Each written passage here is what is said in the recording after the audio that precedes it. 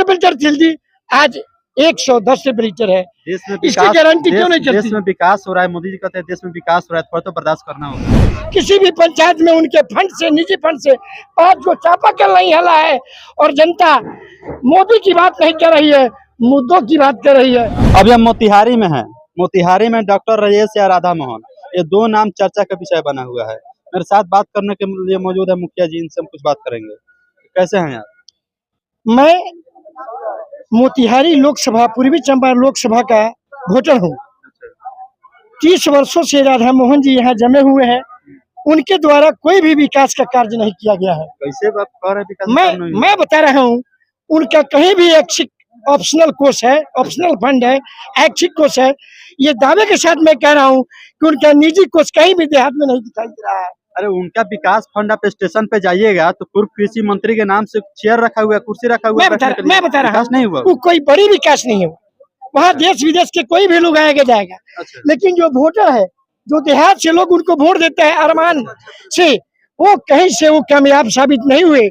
और ऐसे में डॉक्टर राजेश कुशवाहा के आने से पूर्वी चंपारण मोतिहारी पार्लियामेंट में 543 को सीट है और 543 में मोतिहारी हॉट सीट बन गया है।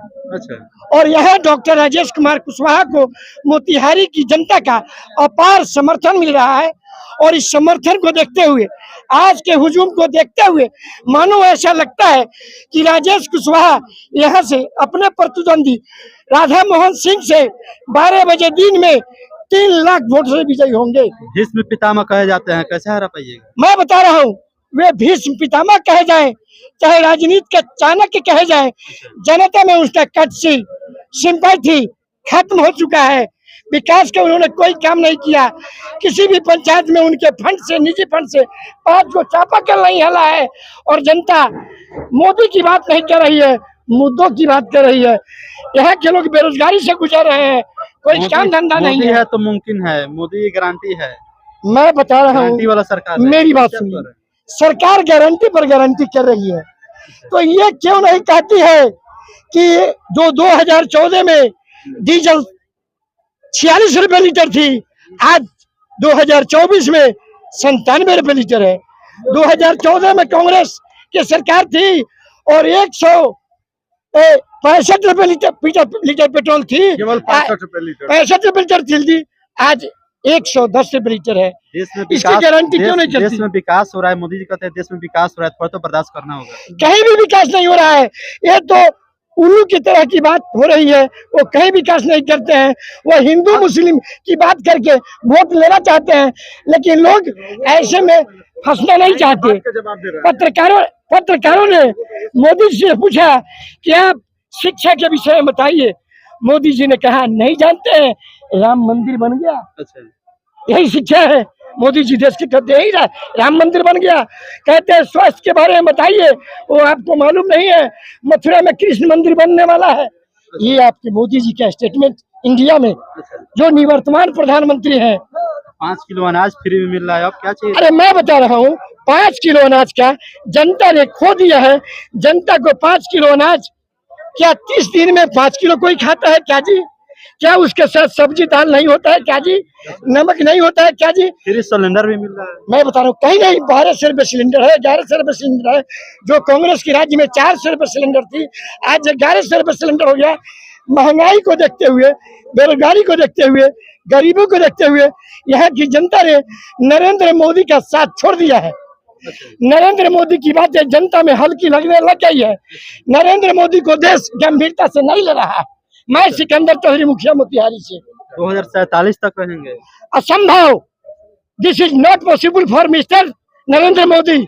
अच्छा जी, ऐसा कभी नहीं हो सकता। इंडिया की जनता कभी नहीं होने देगी ऐसा।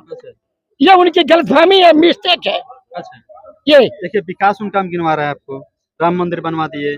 राम मंदिर विकास के दायरे में नहीं आता है। 5 किलो अनाज मिल गया। मैं आपसे पूछता हूँ, रोकिए। राम मंदिर से कितने युवाओं का रोजगार मिल गया, जरा ये आपको लगता है एक मुसलमान करके कितने युवाओं का भला हुआ है, जरा लगता है कि इस देश में विकास हुआ है? अगर विकास हुआ रहता तो आज आप ये माइक लेकर और यहाँ हमसे वाइट नहीं लेते रहते हैं। आप पढ़े लिखे इंसान हैं, पढ़े लिखे युवा हैं, जरूर आपका जॉब लगा रहता अगर इस देश में अगर विकास हुआ होता तो। सब कोई नौकरी करे ये भी चीज संभव नहीं है। अगर कई बार 2 बार यहाँ आए, वादा करके गए कि मोतिहारी का चीनी मिल हम चालू करा देंगे और यहाँ के चीनी मिल के चीनी का चाय पी के हम जाएंगे, अभी तक उन्होंने चालू कराया क्या? आज कितने युवाओं को उन्होंने रोजगार दिया? युवा उनका ही कहना है कि पढ़े लिखे युवा पकौड़ा तले, पढ़े लिखे लोग युवा पकौड़ा तलेगा क्या? उनसे आप लोग ये सवाल क्यों नहीं करते? चलिए हटिए, हाँ। तो क्या क्या विकास हुआ है जरा तो जब सरकार मोदी सरकार गारंटी पर गारंटी कर रही है तो ये गारंटी क्यों नहीं कर रही है कि महंगाई कब दूर करोगे मेरे यार, गरीबी कब दूर करोगे यार, बेरोजगारी कब दूर करोगे यार? तो महंगाई कम कर नहीं आए तो कहाँ महंगाई दूर है? मैंने कहा कि 2014 में जो 65 रुपए पेट्रोल हुआ करती थी, आज 108 रुपए लीटर इंडिया में बिकती है, जिसका इंटरनेशनल रेट मात्र 48 रुपीज प्रति लीटर है। आप तो मोदी में का अर्थ होता है व्यापारी, आप तो व्यापार करते हैं। मोदी जी तेल गैस तेल डीजल का व्यापार करते हैं, आप तो व्यापारी हैं। ये सबों का इंटरनेशनल रेट पाकिस्तान का हालत खराब हो गया, आप बोल रहे हैं देश में विकास नहीं हुआ। अरे पाकिस्तान में बाढ़ आया था तो हालत खराब हो गया, कोई नेता ने वहाँ हालात खराब नहीं कर लिए। आपदा महामारी और बाढ़ के चलते वहाँ हालात खराब हो गया। अपने देश में मणिपुर का हालात खराब था, वहाँ वो देखने गए क्या?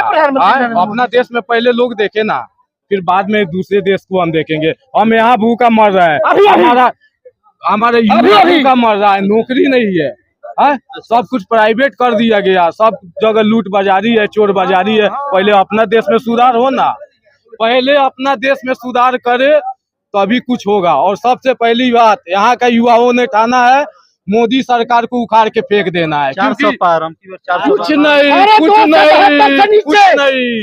अभी युवाओं को मौका मिलना चाहिए, जिनका समय खत्म उनको जाने दीजिए, ठीक है। 25 साल से रह के कोई हमारे चंपारण का विकास, मोतिहारी का विकास नहीं हुआ, सिर्फ लूटने का काम किया गया है। एक मामूली चीनी मिल नहीं चालू हो पाया तो दूसरा ये क्या करेंगे? बोलते हैं कि प्राइवेट कंपनी का काम है, प्राइवेट कंपनी का काम है। तो आप यहाँ बैठ के क्या कर रहे हैं? आप पार्लियामेंट में नहीं रहते हैं क्या? वहाँ हमारे चंपारण के लिए आवाज नहीं उठा सकते हैं क्या? वहाँ हमारे देश के लिए आवाज नहीं उठा सकते हैं क्या? हमारे युवा के लिए आप आवाज नहीं उठा सकते हैं क्या? सिर्फ मंदिर मस्जिद हिंदू मुस्लिम के अलावा इनके पास कोई एजेंडा नहीं है, इनके पास कोई एजेंडा नहीं है। और पब्लिक भी अब सब जान गई है कि इनके झांसे में, इनके चक्कर में अब कोई नहीं आने वाला है। मस्जिद मंदिर के नाम पे इनको वोट नहीं मिलेगा और ये 400 पार क्या 200 पार नहीं जा पाएंगे। किसानों का आय दुगुना हुआ कि नहीं? क्या दुगुना हो गया? दुगुना आय होता तो जाके बेचारे वहाँ मरते, लाठी खाते, उनके ऊपर गोली चलता, मार खाते क्या? उनको गाड़ी से कुचल दिया जाता क्या? फिलहाल आप इन लोगों की बातों से कितना संतुष्ट है? आप अपनी राय कमेंट में जरूर दीजिए। बने रहे हमारे साथ। जय हिंद, जय बिहार।